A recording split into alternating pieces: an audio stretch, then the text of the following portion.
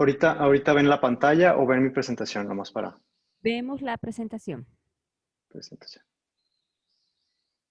Y ahorita ven la presentación a la mitad, supongo. Sí, vemos current slide y next slide. Ok, déjame nomás ver. Blanca y Dafne por la introducción. Como mencionábamos, somos de MOOCtest.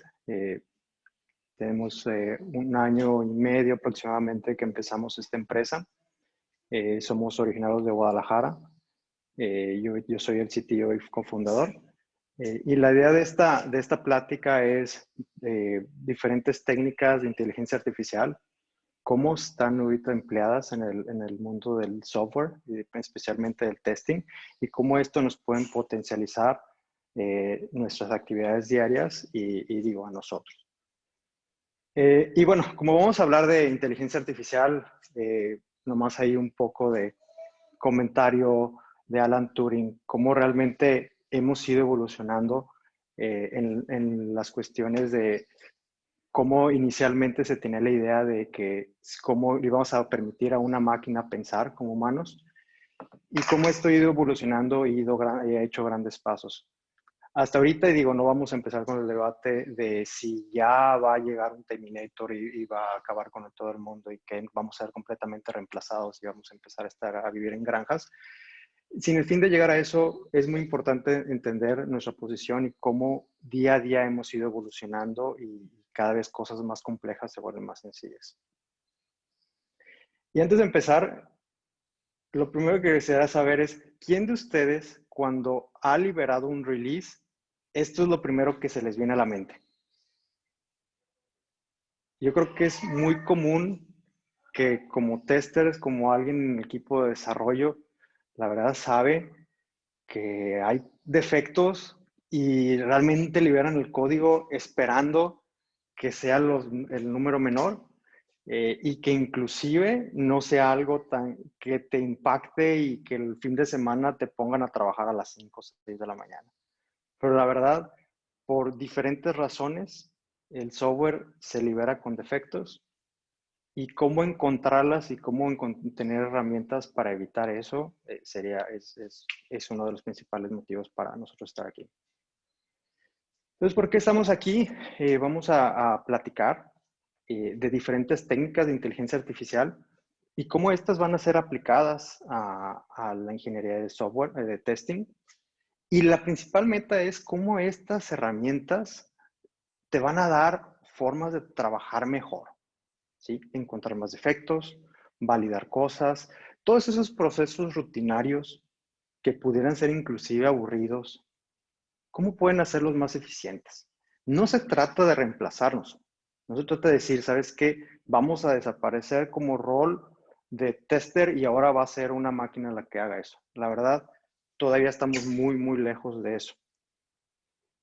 Y aún así, hay clientes que todavía lo piden. De hecho, esta es la imagen que lo más común que viene es, oye, tú dices que estás usando inteligencia artificial, dime cómo va a aparecer Terminator y de repente va a hacer todo mágicamente. Y la verdad es que no va por ahí. Y para iniciar en cualquier cosa, cuando hablamos de inteligencia artificial, es importante, bueno, primero saber los términos, ¿no? O sea, ¿qué es inteligencia? Y digo, basado en un autor, Max, mencionaba que, bueno, es la habilidad de resolver cosas complejas. Entonces, eso es inteligencia. Ahora bien, ¿qué vendría siendo inteligencia artificial? Bueno, una forma no biológica, no natural de generar inteligencia. Y realmente la inteligencia artificial, este es un modelo, una imagen que simplifica una inteligencia artificial real, una red neuronal. ¿Sí? Este realmente es un ejemplo claro de qué es una inteligencia artificial y cómo se está usando. Este vendría siendo un ejemplo de una red neuronal y aplicado aquí el Deep Learning, que ahorita vamos a hablar un poco más de eso, pero hay una gran diferencia entre hablar de robots que van a dominar el mundo y que van a reemplazarnos a todos y mandarnos a granjas, contra modelos matemáticos que han estado ahí desde hace 20 años y que debido a la evolución que ha habido en la infraestructura, en los nuevos modelos y en el software y en las arquitecturas, nos ha permitido adoptarlos e irlos implementando para resolver problemas. Y de cierta manera, hay hasta uno se puede hacer bolas de cuántos términos existen. Entonces podemos decir que la inteligencia artificial probablemente son los programas que van a poder razonar como humano, o lo más cercano a resolver cuestiones complejas. De ahí viene también dentro de ahí viene lo que viene siendo algoritmos que nos permiten mejorar conforme al paso del tiempo. ¿Qué tipo de algoritmos? Aquí ya podemos hablar de algoritmos, lo que le llaman supervisados y no supervisados, en el cual la gran diferencia es cuando tú tienes un set de datos con un supervisado, tú sabes cuál es el resultado. Por ejemplo, tú puedes decir, si quieres pronosticar si el resultado va a ser un número, digamos un 0 o 1. Si quieres decir si es 1, quiere decir que es positivo, o si es 0, si es negativo. Entonces quieres decir, ¿sabes qué? De todo mi set de resultados, yo sé que cuando se dan las combinaciones es positivo y en otros es negativo. Cuando eso lo metes a los modelos matemáticos, lo que estás haciendo es de una forma supervisada, le dices, cuando es esto, este puede ser el resultado posible. Y al final, eso es lo que va a aprender el modelo. Y es importante entenderlo. O sea, tú estás entrenando el modelo para que tenga una finalidad. ¿Sí? A diferencia, el no supervisado, no le vas a dar ese resultado final. Entonces, al final, tú los agrupas y tú clasificas de cierta manera qué es lo que más se parece. Por último, dentro de Machine Learning, pues se puede hablar de Deep Learning. Lo pongo aquí como algo de lo más importante que ha salido o que está en boga, que como mencionaba hace un momento, vendría siendo una red neuronal, se podría decir en esteroides, en el cual tiene muchas capas intermedias y con mucha información permite resolver problemas complejos. Esto ha sido un gran beneficio y un gran avance para problemas, por ejemplo, manejo de imágenes, video en tiempo real, cosas que no solamente es texto o son valores numéricos en los cuales es mucho más sencillo hacer un análisis. Esto requiere de todo una limpieza de los datos y además ir entre diferentes neuronas para encontrar cuál es el valor ideal. Es por eso. Y existen, ahorita también uno de los grandes avances es de que existen muchas librerías que permiten hacer deep learning de una forma no tan compleja. Algunas de estas librerías son, por ejemplo, TensorFlow y Keras, eh, los cuales pues uno puede bajar como un proyecto open source y puede trabajarlo desde una máquina, o sea, normal como la de nosotros, y correr los modelos. Eso ha sido un gran cambio a comparación de antes, que tenías que tener cómputo dedicado, un clúster únicamente para ejecución de estos modelos. Y bueno, decimos, ok, ya llegaste, dijiste inteligencia artificial, machine learning. ¿A qué llevamos todo eso? O sea, ¿qué quiere decir todo esto? Y vamos a dar un ejemplo. Y vamos a decir el ejemplo de un machine learning de un tipo supervisado, en el cual necesitamos hacer una clasificación de imágenes. Y lo voy a hacer de una manera sencilla, sin irme a los detalles, a los píxeles y todas las complejidades que se tienen que hacer para hablar de imágenes. Vamos a decir que vamos a categorizar. Y lo primero que tenemos a la izquierda es nuestro amigo robot, el cual dice, ¿sabes qué? Tú tienes que encargarte de decirme que dependiendo de la imagen, si es un perro o es un gato. ¿Y cómo se va a hacer eso? Nosotros como humanos lo vemos como algo muy natural. Es algo que pues, lo aprendimos desde bebés, desde chicos, y sabemos categorizar qué es qué. Pero cuando eso lo traduces a una máquina, pues lo primero que tienes que hacer es traducir, es entrenarlo. ¿Y cómo lo vas a entrenar? Pues dándole muchas imágenes. Dice, ¿sabes qué? Tu modelo estás enfocado a ser o perros o gatos. Por lo tanto, te voy a entrenar primero en este caso, perros. Y voy a correr algoritmos en los cuales voy a entrenarte y probar que tú puedas reconocer imágenes de perros. Eso es lo principal. Tienes que tener un objetivo en tu modelo a qué quieres llegar. Además, aquí mencionaba gatos, entonces primero perros y luego gatos. No necesariamente en ese orden, pero en este ejemplo. Y eso es algo muy interesante en los algoritmos de inteligencia artificial, sobre todo los de Machine Learning. Los algoritmos y los modelos tienen un fin. No están destinados para resolver absolutamente todo. Y eso es algo muy importante que todos tenemos que tener en cuenta. No porque alguien diga que tiene inteligencia artificial, quiere decir que va a resolver absolutamente todo. Realmente es limitado a lo que está entrenado ese algoritmo. ¿Y qué es lo que hace el algoritmo al final? Crea un mapa. Internamente crea como que dice un mapa y dice, ¿sabes qué? Lo que está de este lado son perros y lo que está de este lado son gatos. Si viene una nueva imagen, ahora dice, ok, esto cae bajo esta categoría, por lo tanto, es un perro. Pero ese es el fin de ese algoritmo. Es la única forma en la cual se ha entrenado. Si por otro lado le pusiéramos otro tipo de animales, los cuales no estuvieron entrenados, el algoritmo y el modelo no sirve de absolutamente nada. Y eso es una gran diferencia y es un grave error que a veces por cuestiones de mercadotecnia llegamos a caer, en el cual nos dicen o nos prometen de que debido a que alguien o algo está usando inteligencia artificial, eso va a venir a resolver todas las actividades cotidianas. Y la simple respuesta es un pequeño cambio o un cambio básico a lo que ellos dicen que hace, ¿cuál es el resultado que va a tener? Si este ejemplo, lo mencionaba, es un ejemplo básico, si esto lo tradujéramos a lo que vendría siendo Deep Learning es ideal para problemas de manejo de imágenes. Una de las grandes ventajas de poner todas estas capas internas es la cual te permite traducir desde una imagen a píxeles, posiciones, y al final los píxeles se traducen en RGBs. Entonces, si te vas al más bajo nivel y eso va retroalimentando las siguientes capas y vas haciendo la traducción. ¿Sí?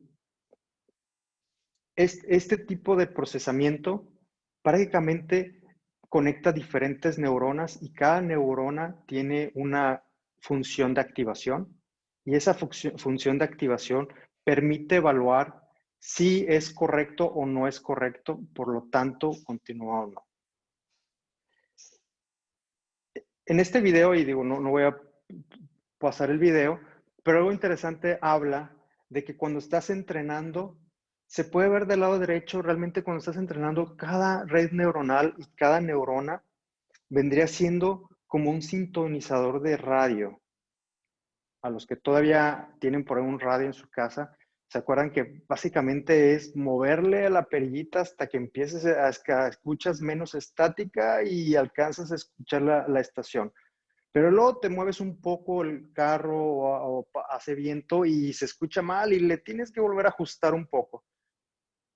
Así, a ese grado empieza a funcionar lo que son las redes neuronales, principalmente en Deep Learning, que tienes que hacer pequeños cambios o le vamos a decir tuneos en Spanglish para poder asignar el valor adecuado a cada red neuronal y al final que tenga un resultado. Pero volvemos a lo mismo, ese resultado está destinado para lo cual fue entrenado. Entonces ya hablamos de Deep Learning, hablamos de unos ejemplos de Machine Learning. Ahora vamos a hablar de Reinforcement Learning, el cual es otra forma de abordar los problemas. Y este cambia, porque en este Reinforcement Learning se basa en agentes, ¿sí? Y los agentes vendrían siendo como si fueran robots que están en un ambiente generando acciones. Si esto tú lo ves como un juego, como si estuvieras jugando Pac-Man, o sea, tú pudieras decir, tu Pac-Man, el mono principal vendría siendo tu agente, está dentro de un laberinto, por lo tanto, ese es tu ambiente, y tiene acciones, puede ir hacia adelante, atrás, a veces a la derecha, a la izquierda, dependiendo si no tienes barreras. Si comes una cereza, tienes un reward, y a su vez tienes que ahuyentarte de los fantasmas. Ese tipo de acciones y de reglas es algo que Reinforcement Learning puedes investigar y tú lo vas entrenando, ¿sí? Si ustedes buscan ejemplos de Mario Bros. Resuelto con Machine Learning, lo que van a observar es, hay una serie de experimentos donde se ponen a ejecutar miles de veces, millones de veces el juego, de diferentes formas, ¿sí? Hacia arriba, hacia abajo, con todos los parámetros que aquí les mencioné, que son las acciones y los estados y los rewards, y hasta que termine y llegue al estado final, que en este caso, bueno, un videojuego vendría siendo llegar a la meta o comerse todas las cerezas o todas las monedas, o conseguir todas las monedas, hasta ese punto se gana.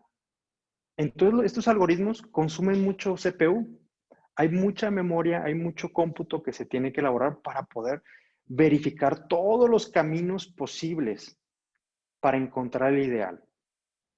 Hay un proyecto llamado OpenGym AI y tiene una serie muy grande de juegos y también ambientes para que puedas descargarlos y hacer cosas como mover péndulos o mover cosas mucho más sencillas. Y con eso puedes empezar a experimentar con Reinforcement Learning. De hecho, Reinforcement Learning fue uno de los proyectos que fue el proyecto principal para AlphaGo, que es el proyecto que, si no recuerdo, salió hace 3 años con Google, en el cual pudieron resolver el juego de AlphaGo. Entonces, un tipo de algoritmo muy potente y, y a su vez no está peleado con las redes neuronales o con Machine Learning, como lo mencionaba. No hay ningún algoritmo que resuelva todo y sea lo mejor para todos los problemas. Hay muchas cosas que se tienen que ir combinando. De hecho, en Reinforcement Learning se combina unas cosas con Deep Learning para mejorar los estados y para hacer más eficientes las búsquedas para encontrar un premio, un reward. Ahora bien, ¿cómo todo esto lo podemos aplicar en pruebas? ¿Sí? Ya hablamos un poco de toda la teoría, además, ¿sabes qué? Digo, está muy interesante, pero esto, ¿cómo me puede servir a mí como tester, en el cual tengo que ir todos los días a verificar defectos, a abrir páginas, probar en mobile, verificar que funcione, que si falló o no falló, que es una prueba válida, etcétera? ¿Sí? Se puede categorizar en tipo de actividades del software testing, como que esto puede ayudarte tanto para la verificación, validación, control y seguridad. Y esto dentro de todo el proceso de DevOps, ¿sí? Algo que se pretende lograr es, dependiendo los problemas que uno tenga, es la solución que necesitas. No necesariamente necesitas implementar un modelo de deep learning de 10 capas intermedias para un problema que quizá con una recursión lineal con Python la puedes lograr, ¿sí? Entonces, dependiendo cada problema, se puede encontrar la solución adecuada. Para cuestiones de verificación, se pueden desarrollar algoritmos en los cuales tú verificas si después de una serie de pasos en una prueba, esperas que sea un error o no sea un error. Entonces puedes tener un tipo de predicción ahí. Puedes a su vez verificar seguridad. Puedes analizar los logs dentro de tu aplicación y verificar si tu aplicación ha sufrido de algún tipo de ataque y qué información pudo haber sido comprometida. ¿Sí? Entonces, hay una serie de formas en las cuales uno puede utilizar estos algoritmos y bajarlos en sus actividades diarias.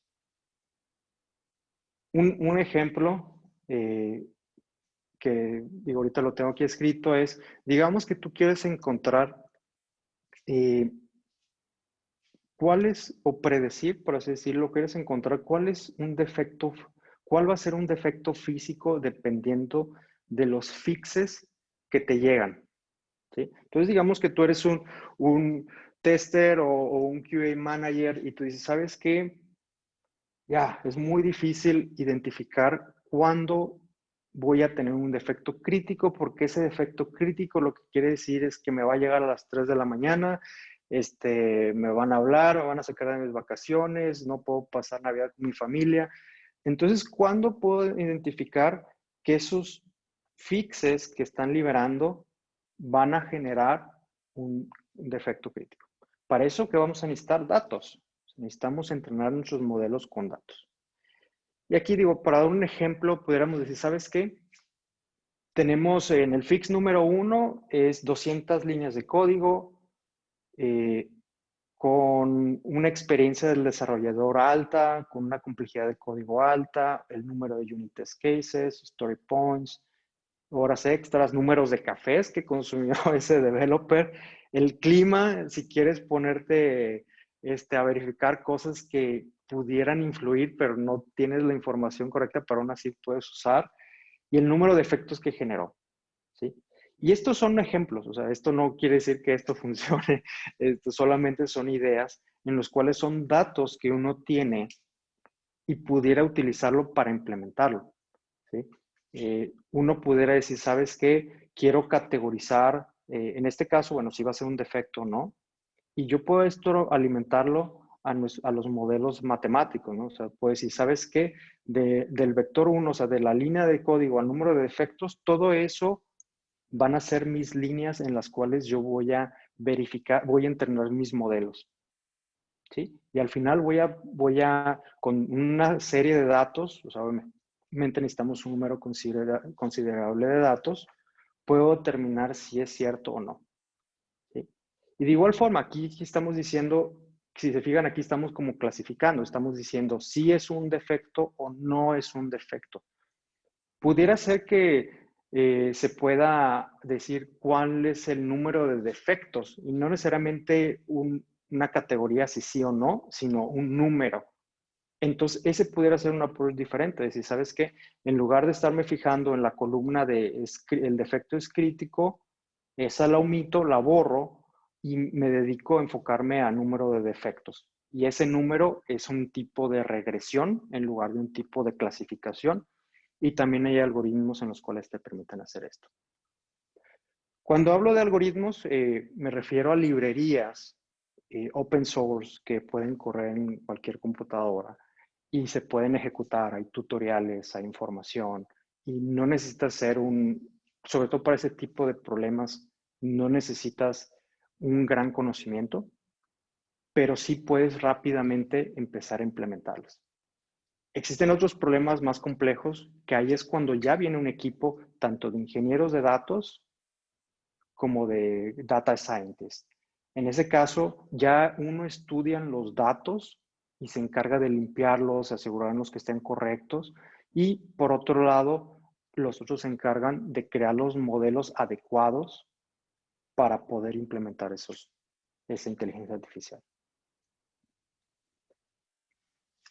Y ahora la pregunta es, ok, ¿en qué momentos o en qué casos yo debería crear algo con inteligencia artificial?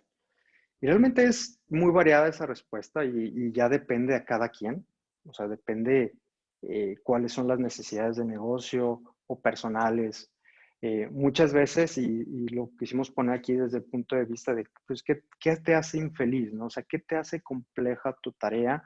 Que te quita esa emoción de hacer pruebas. Porque tú como tester digo, ¿sabes qué? Yo quiero encontrar defectos y quiero ir con los de desarrollo y decirles, ¿sabes qué? El código que tú hiciste está mal y estos son los defectos que encontramos.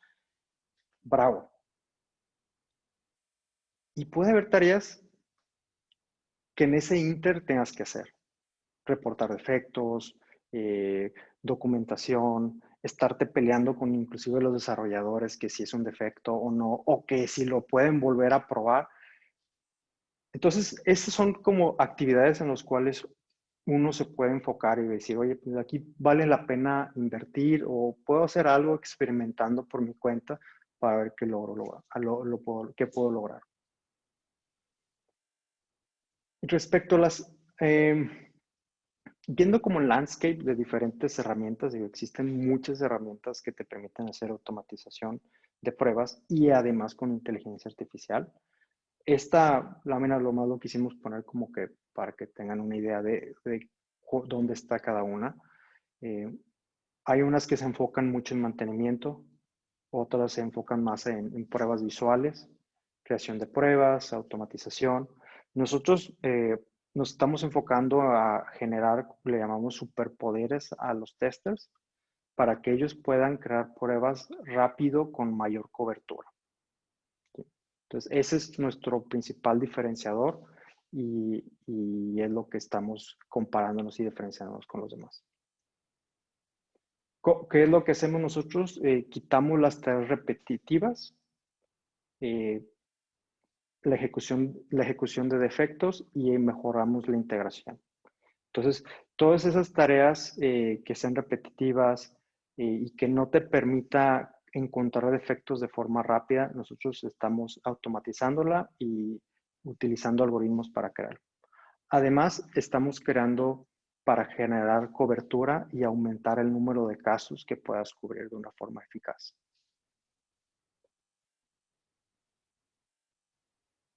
Como mencionaba, nosotros damos superpoderes. ¿Cómo funciona? Y digo, además esto se ha hecho en casos de uso en los cuales los haces 20 veces más rápido. ¿Cómo funciona? Se instala un plugin de Chrome. Eso es lo único que tienes que instalar. Entonces, para quienes han instalado Selenium, sobre todo cuando inicias, es una curva alta. Entonces, hay muchas personas que han querido entrar a Selenium y pues les ha costado mucho trabajo y en este caso somos una herramienta en la cual no necesitarías ese conocimiento. Eh, Nosotros analizamos tu aplicación, analizamos usando nuestros algoritmos, verificamos qué tipo de aplicación estás corriendo, qué inputs estás metiendo, etcétera, y generamos las pruebas por ti. Entonces, ahorita estamos trabajando en cuál puedes crear número de pruebas, te podemos decir cuál es el número potencial de errores y cómo puedes mejorar la cobertura de tus pruebas. Este es un caso de estudio que hicimos con un cliente, corriendo de forma, ellos, por su manera tradicional, les tomó 80 horas y con nosotros menos de 7 horas. Entonces, pudimos hacer 20 veces más rápido ese equipo. Digo, hay personas que les gusta mucho crear los frameworks por sí solos, sobre todo a las empresas. Nosotros sugerimos que se debe considerar todos los costos de implementaciones, de infraestructura, de capacitación. Y al final, el crearlo por tu cuenta, en 3, 5 años, hasta ahorita no hemos conocido un solo cliente que el que lo haya hecho solo, después de 5 años, lo sigue usando. Y esto es debido al tiempo que les toma mantenerlo. Solamente si su actividad principal es dedicada a hacer eso, son los únicos que hemos visto. Pero alguien que es como una herramienta aislada es muy complejo. Y bueno, eso sería todo. Digo, como mencionaba, esta es la plática de hablar poco de inteligencia artificial. Y bueno, quería ir un poco más rápido para dejar un poco de tiempo aquí si hubiera alguna pregunta y pudiéramos abordarla. Por ahí cualquier comentario que tengan, digo, por aquí dejo mis datos y digo, se pueden conectar también por LinkedIn, cualquier pregunta que haya, con gusto ahí platicamos. A ver, hola, hola. ¿Ya? Ok, listo. Renan, como siempre. Ay, perdón, ¿eh? Que comí algo. Ya está. Oye, pues bastante interesante como siempre. Algo que yo quiero comentar con la audiencia y también de ahí profundicimos en la pregunta, es que algo que dijiste ahorita incluso importante es el costo de mantenimiento. O sea, he visto equipos que empezaron a automatizar, o sea, proyectos, empresas, y se les hizo tan caro porque obviamente hacían un mal diseño, que por mantenimiento, por costo de mantenimiento, simplemente tuvieron que decir, ¿sabes qué? Olvídalo, ya ni siquiera nos alcanza que estés automatizando, vuelve a las pruebas manuales, ¿no? O sea, todo ese esfuerzo por procurar pues encontrar defectos rápidos, por decirlo así, pues nada, ¿no? ¿Tú qué has visto en estos clientes? O sea, ahora sí que dijéramos, ¿cuáles son esos clientes que buscan ustedes? ¿Y en qué situación deben llamar a MOOC Labs? Sí, la verdad de lo que hemos observado es de que hace 5 años aproximadamente hubo un boom, por así decirlo, en utilizar frameworks, cada quien hacer su framework. Cada quien llegaba y decía, ¿sabes qué? Voy a crear mi framework, voy a crear mi framework. Y digo, es bueno porque al final tienen las herramientas y es cierto, funciona en ciertos casos. Pero después empieza a crecer y crecer y crecer. Y esa iniciativa corporativa que era consolidada y tenía dinero, porque todo es, al final es budget, hay cambios, nueva dirigencia, nuevos VPs, y sabes que eso ya es segunda o tercera prioridad.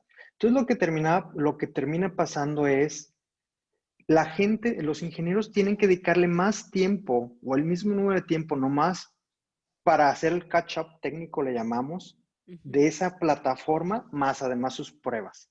Y al final va descendiendo, entonces cada vez es mayor y el otro menor, y al final lo que tenemos pasando es, ¿sabes qué? Tengo que irme manual, porque no hay ninguna otra forma de mantenerlo. Eh, Referente a quienes, nosotros digo, tenemos clientes que van empezando a adoptar herramientas. Esos son muy buenos porque si sabes que yo estoy ahorita considerando empezar con un framework, no sé cuál usar, hay muchos. Pueden platicar con nosotros. Es un muy bueno, podemos asegurar, digo, también hasta, digo, le podemos decir los pros y contras de todos. Eso es un muy buen momento. Entonces, y hay otros en los cuales ya dicen, sabes que ya tengo ciertas pruebas en Selenium, pero eso va a ser para mis aplicaciones actuales, no las nuevas. Entonces, las nuevas también las están moviendo a este tipo de framework, en el cual el otro es como que dice, no le quiero mover, así está funcionando, las nuevas ya lo voy a dedicar con otra Fue plataforma bien como esta. costoso mantenerlas y ya no fallan. Ya no fallan, ya no lo vean, no respiren, no se acerquen a ellas, ya así déjenlas. Ajá, ajá. Fíjate que alguien pregunta precisamente, dice, Enrique, dice, para el approach de IO Ops, ¿dónde crees que entre Muktes? ¿En la parte de Automation Driven y Continuous Improvements? ¿Y cuál es el principal diferenciador, pues, en este tipo de metodologías de Muktes como Codeless Tool de otras herramientas que hay en el mercado? Ujú. Sí, primero digo, ¿dónde se ve? Muktes entra como parte de Continuous Integration, entonces nosotros nos consumimos por medio de una API y ya sea que tengas un proveedor, un servidor Jenkins, CircleCI, GitHub Actions, GitLab, el que sea, desde esa entidad se manda a llamar Muktes, se ejecuta y se dan los resultados. Entonces es bastante flexible dentro de todo ese ambiente. Eh, Respecto al diferenciador con otras herramientas codeless, la primera que uno va a decir obviamente es Selenium, ¿no? Pero Ujú. Selenium viene con un costo de mantenimiento, con un costo que tienes que aprender, etc. Y nosotros, nuestro diferenciador ya desde el punto de vista comercial es, nosotros nos estamos enfocando hacia la creación de pruebas y hacia la cobertura. O sea, nosotros estamos apostándole a la LAI para decir, ¿sabes qué? Estos son tus paths críticos donde no has probado nada. Estos les has enfocado muy poco y te podemos guiar para que crees las pruebas hacia ese punto. ¿Sí? Entonces, todo eso hacia la creación. Hay otros que se enfocan mucho en mantenimiento. Nosotros tenemos tareas de mantenimiento. Por ejemplo, Selector, nosotros, si tú creas un Selector y es dinámico porque Angular te cambia los identificadores cada vez que entras, nosotros tenemos herramientas para manejar eso, que Selenium no tiene, por cierto. Este, entonces, tenemos herramientas para eso, pero nuestro core está haciendo cobertura y creación de pruebas para encontrar un mayor número de efectos. Porque yo creo que ese es uno de los grandes errores que cometen las empresas precisamente y por eso se vuelve difícil el mantenimiento, porque además de que, bueno, no elegí un buen framework, es quién sabe qué pruebas fueron las que elegimos, ¿no? Y si estamos realmente teniendo la cobertura que esperamos o como no, en otra práctica que estuvimos, esta parte de si están duplicadas, si eran de valor, y yo creo que automatices o no como tester, puedes caer en ese error, ¿no? De que a lo mejor incluso no nomás te tienen en un proyecto, te tienen en varios y como para mantener esa claridad de si estoy teniendo cobertura de valor en cada proyecto, no necesariamente va a ocurrir. Digo, hay días que uno se desvela, ¿no? Ujú. Sí, Sí. sí, sí, es un muy Oye, buen punto. ajá. Y de todos los proyectos que han tenido, y entiendo pues la solución que están acercando, esta herramienta nace ¿por qué? O sea, ¿cuál es el interés de ustedes? O a lo mejor esa es la fase en la que están, ¿no? ¿Hasta dónde quieren llegar? O sea, ¿cuál es lo que esperábamos ver adelante de Muktes? Sí, bueno, pues te digo, Iván y yo, digo, los dos somos de Guadalajara, los dos hemos estado metidos en el área de ingeniería de software. Él se dedicó al área de QA, yo me dediqué más al área de desarrollo. Entonces siempre hemos estado con los equipos de trabajo pues, muy relacionados a de desarrollo, QA, defectos, calidad, todo eso. Y algo que identificamos como necesidad es esto, o sea, ¿sabes qué? AI está explotando, se está usando para muchas cosas, pero no se está usando para nada para calidad de software. Siguen siendo manuales, o sea, si hablas de, aunque hables de mantenimiento, después de que haces automatización, del 60 al 80% de tiempo gastas únicamente manteniendo tus selectors. Entonces, eso no es la mejor forma de optimizar el tiempo y estoy seguro que la mayoría de la gente que hace automation no es la mejor forma que les gusta estar automatizando selectors. Entonces, es por eso que sale la necesidad. Los dos en su momento, digo, tenemos que aquí en un trabajo, decidimos, es que esto es un problema real y nos vamos a enfocar a resolverlo.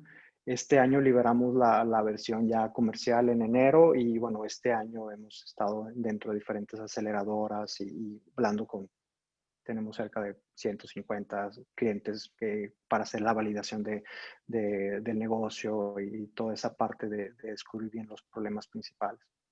O sea, sí, claro, fueron y checaron, es latente el problema. Oye, y por Sí. ejemplo, si yo digo, estoy oyendo a Renan, y esto que dice puede cambiar el futuro de nuestro proyecto y aumentarle calidad. O sea, realmente, ¿qué tipo de proyectos pueden usar esta herramienta? O sea, no sé, si tengo una aplicación móvil, o si tengo un gran RP, o solamente web, o sea, ¿quién es el candidato para poder usar esta herramienta y ser eficiente? Sí, ahorita nuestro principal nicho es aplicaciones web.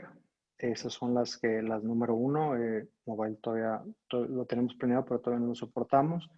Aplicaciones web, eso es lo principal. Hemos hecho algunas pruebas de concepto con algunas integraciones con Salesforce, Workday, pero ahora sí que está bastante abierto eh, a cual siempre y cuando tu aplicación sea en HTML, o sea que al final, ya sea que uses React, Vue, Angular, si eso lo termina traduciendo a HTML, lo cual es lo que ocurre la mayoría de las veces, nosotros podemos entrar ahí y al final nosotros trabajamos mucho con el DOM.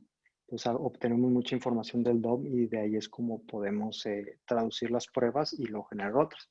Y parte de nuestro roadmap también es, ahorita estamos trabajando mucho con Selenium, pero quizá posteriormente vamos a traducirlas a Puppeteer, que viene fuerte, o a Cypress, o etcétera. Entonces tratamos de ser más agnósticos a nivel plataforma y enfocarnos bien en el problema, porque si esto te vas a Cypress, digo, sigue siendo el mismo problema. Tú necesitas manualmente escribir la prueba, entonces necesitas a tus testers manuales enseñarles cómo programar, que hagan la prueba y después mantenerla.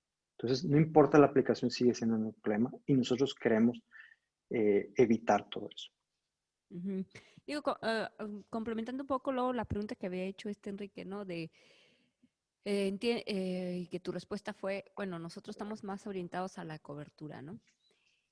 O sea que, por un lado, si yo tengo un equipo, pues me doy cuenta que esta es una herramienta que me reduce tiempo de creación y puedo poner a mis testes a hacer incluso otras cosas más valiosas que también formen parte de las pruebas, ¿no?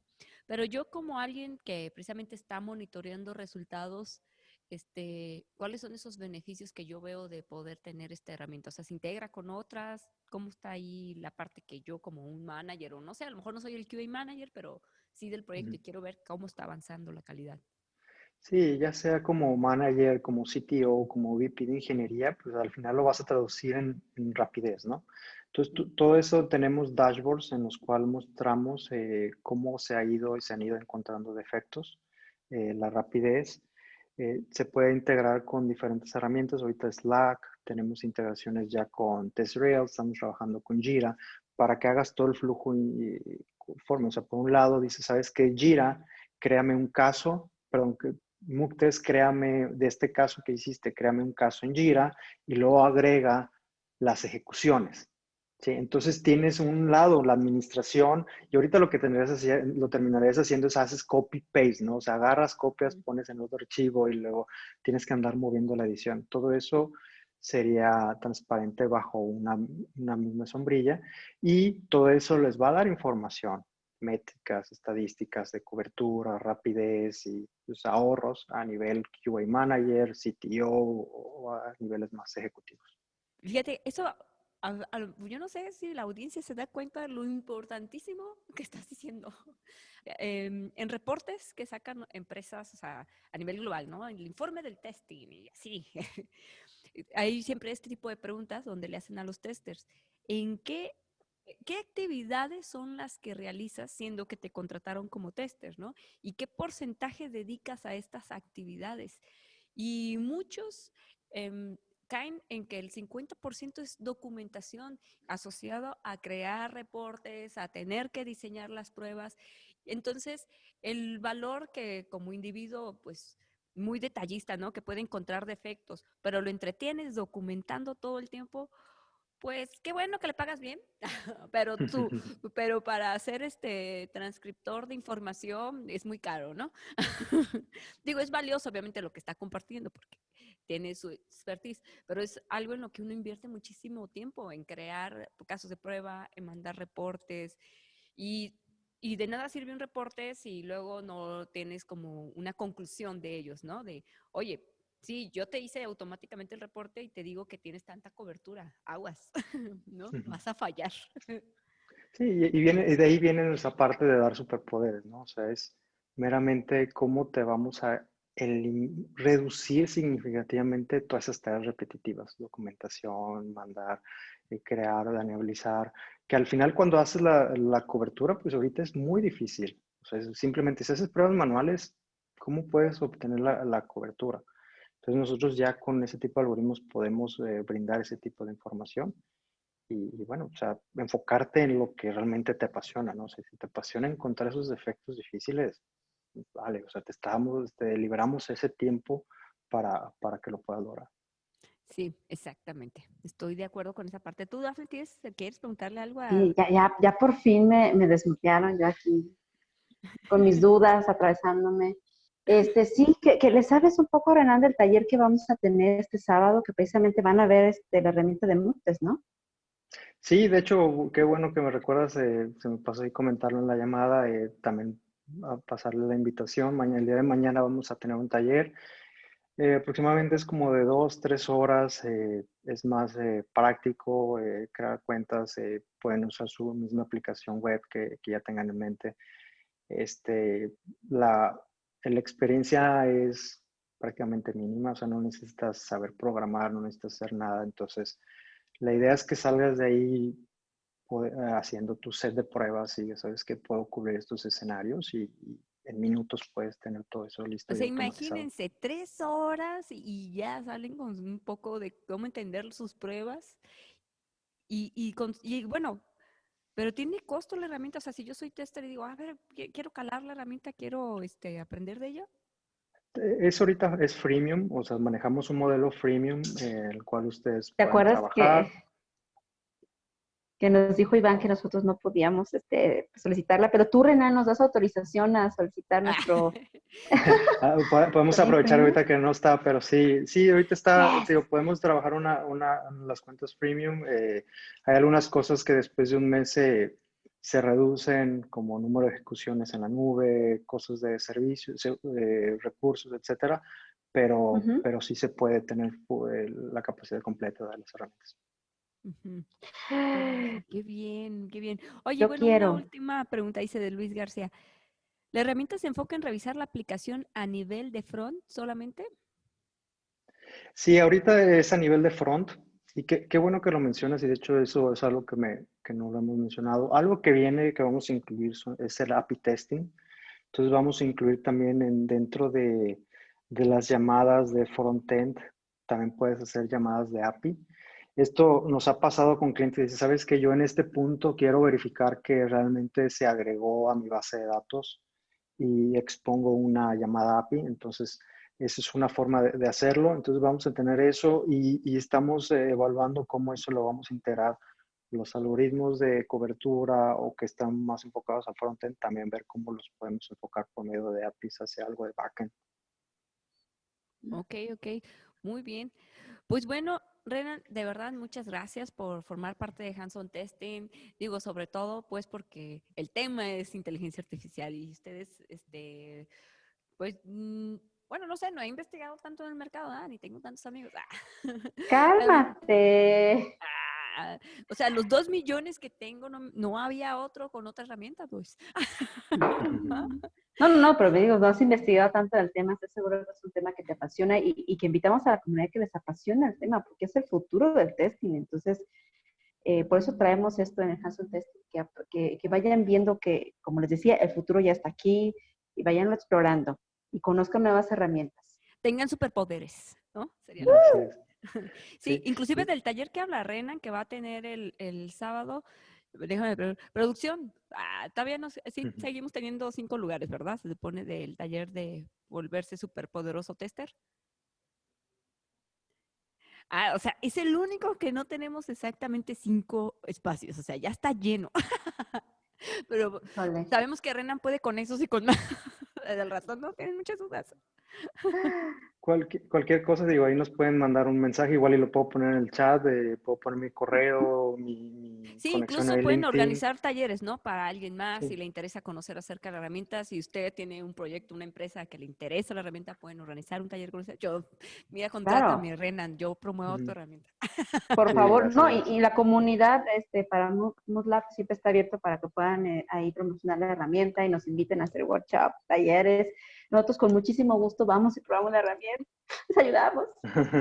Estamos dispuestos, ¿eh? Con gusto ahí les pasamos todos los accesos y todo para que Ya ve, hagan bien, las Dafne, ya pruebas. Ya conseguiste dijo, todos los yes, ya lo accesos. conseguimos. No, pues está bien, Renan. Muchas gracias. Te invitamos a Muchas que gracias a todos. formes parte del Slack ahí por si la comunidad tiene más preguntas o interactuar con ellos. No puedes también compartir ahí tus datos. Y Claro. pues nada, pues al rato te vemos porque Renan va a estar con nosotros en el QA. Yo perdí Sí, de más a rato nos vemos. Muy Aguas, bien, porque soy los buena retos. ganando. Muy bien. Contra Blanca, ¿eh? Todos contra Blanca. Está bien, pues. Gracias, Renan. Que estés bien. Muchas Cuídate. gracias. Hasta luego, Daphne. Gracias, Blanca. Hasta luego. Bye. Bye. ¿Qué tal, Dafne? ¿Cómo viste?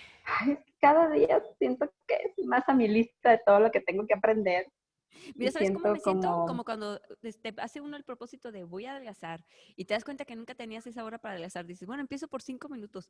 Ay, pero después de ver todas estas charlas es como, ¿cuáles 5 minutos necesito no, no, no, no, tomar un no, año no, no. sabático y así?